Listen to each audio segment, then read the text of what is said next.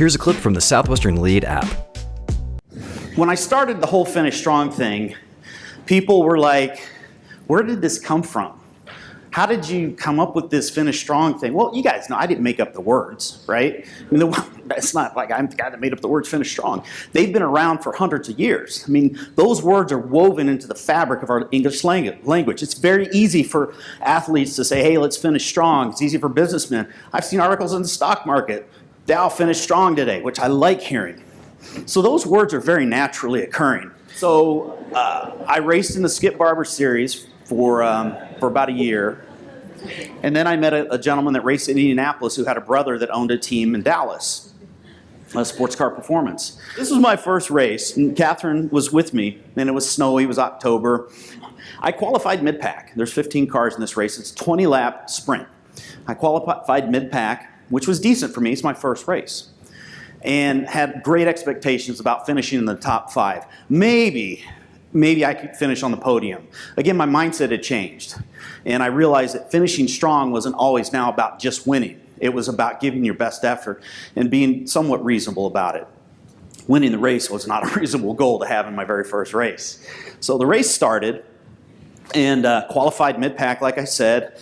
No problems through the first turn. Second turn, no problem. I'm still in 7th place. I thought, well, I'm going to pass one car, go into the last turn, and completely lock the brakes up, go straight through the turn, over a bump, into a mud puddle, with mud caking down into my car. This was the first lap. You know, in order to finish first, you have to first finish, and I was not on a good start for that. And what happened next happened in milliseconds, guys, ladies. It happened so quickly that it takes me this long to tell it is probably unbelievable. But it happened quickly because I had this finish strong approach. All right. Grabbed my belt, cinched them down. I said, okay, I can just putz back around, go back into the pits, explain to everybody what happened, and park the car. That would be embarrassing. I would have regrets. I didn't want to disappoint my team. I didn't want to disappoint my soon-to-be wife. Or I could redefine my goal. I could switch things up. You know what? I can turn the fastest lap of the race. And that's kind of a cool thing because on the timesheet, everybody sees who was the fastest in the race. 20-lap race. Again, this is happening lightning quick. And I decided, okay, let's shift our mindset, redefine our goal. I pulled the belts down tight, snuggled back in, wiped all the mud off my shield, wiped my gloves off, grabbed the wheel, and got back on the course and shifted my mindset. Well, in motorsports, the key is being on the right line with the maximum amount of grip. So every turn has a turn-in point where you turn in. It has an apex where you hit, and then as you unwind the wheel, there's an exit where you want to hit. There's 3 distinct points. And in order to go fast, you have to hit those points. You have to enter the corner at the right speed, keep the throttle down, balance the car on the limit, and exit the corner so that you're not like running out of room. So that's what I focus on, 3 points. Entry speed, apex, unwind, accelerate. Entry speed, apex, unwind. I started shifting. Everything slowed down. It was crazy. Everything slowed down. And after 4 laps, I'd passed 2 cars. I caught 2 cars, which I didn't even think about. The truth of the matter is it didn't even hit me. I was just focused on turning the fastest lap of the race. 10 laps, I passed 2 more cars. 15 laps, I can see the 3 leaders going down the front straight as I've got 2 more turns to go. And I'm thinking, my God, I'm in the top 5. And that's all because I chose to finish strong. One lap to go, I'm coming around to take the last lap, and I don't see 2 cars. Like, I'm in 3rd place. And like that, being on the podium, first race, was beyond anything I could imagine. I was ecstatic. I almost like cried. It was seriously, it's a very emotional thing. As I turned into the first turn of the last lap, I look, the 2 leaders took themselves out, and I inherited the lead, and I won the frickin' race. I know. Right?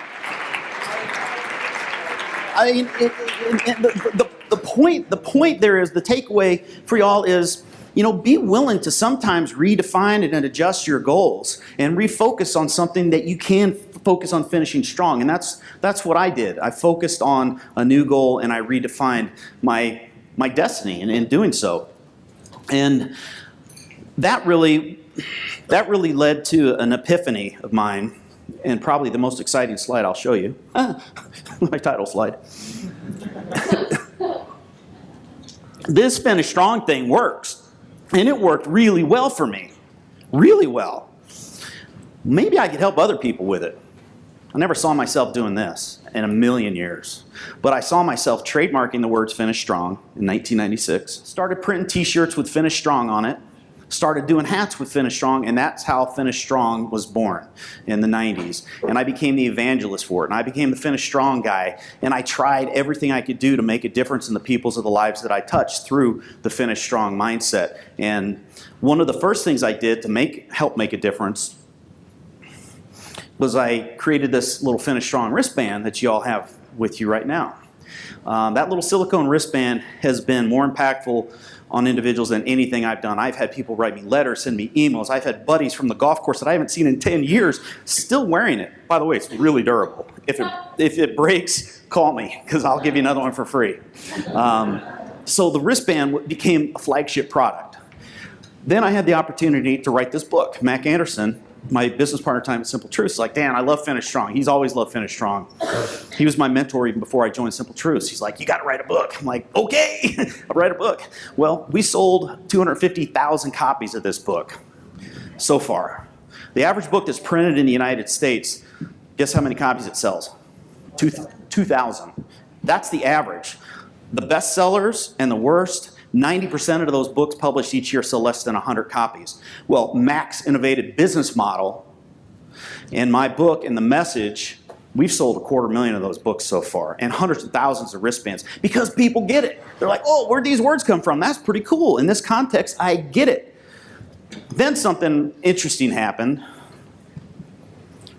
Drew Brees approached, I would say me, but he actually approached my sales rep at the time, Lance, and wanted to buy a copy of the book for every member of the team and a wristband. Lance came into my office one day. He's like, Lance, what's going on? You look a little bit, he's like, I got Drew Brees on the phone.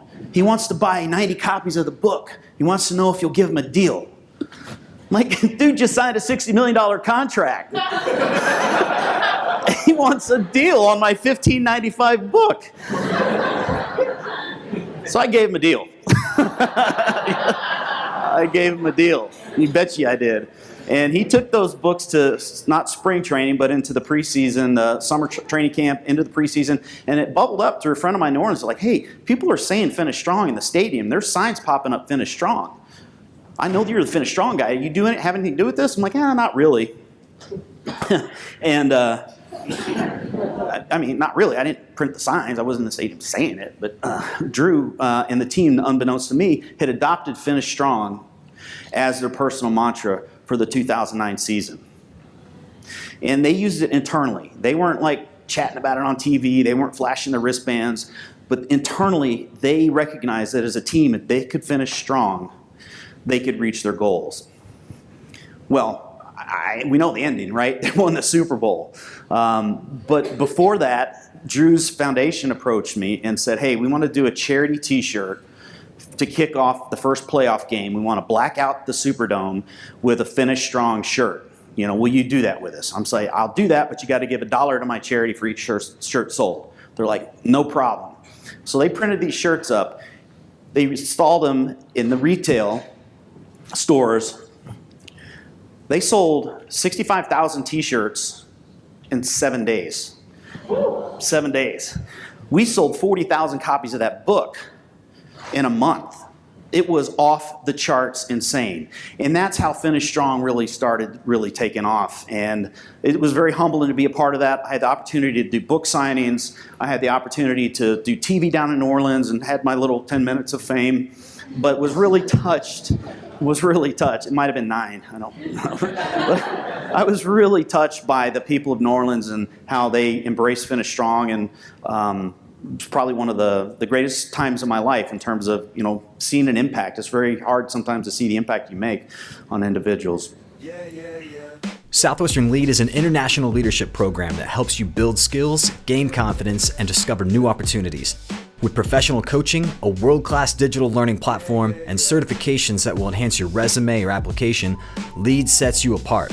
We'll show you how to turn success principles into success habits through small group training, one-on-one coaching, and guided action plans to help you apply what you're learning.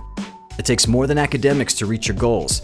See what one of America's oldest leadership training programs can do for you. Visit southwesternlead.com.